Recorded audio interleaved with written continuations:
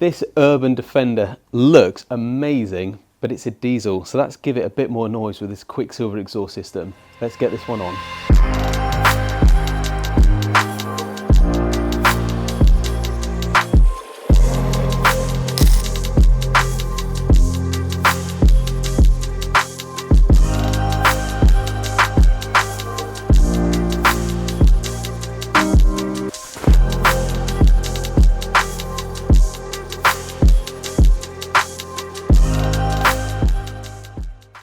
So we're at the midpoint of the Quicksilver installation on today's Defender P300D. So we've got the original silencer and the replacement pipe silencer there. So as you can see, distinctly different. The main difference on the Quicksilver part is this sound generator speaker here. So that's combined with this wiring and this Quicksilver Sound Architect kit. I'll get it the right way up.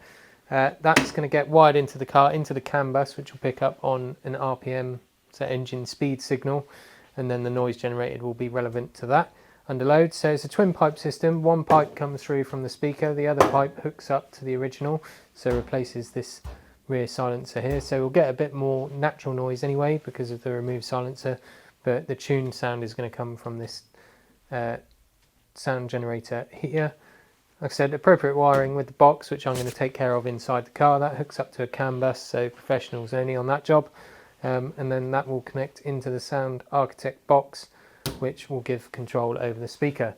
So as you can see, a complete difference in the original equipment, which is basically just a standard rear silencer, to now Quicksilver's usual stainless with carbon effect or carbon fibre tailpipe trims, and then the appropriate hardware there to connect it all up to the car. So I'm going to get it all on the car, and then we'll do the usual video afterwards so you can see what it sounds like. Hopefully it's all gone to plan, and yeah, we'll see you at the end.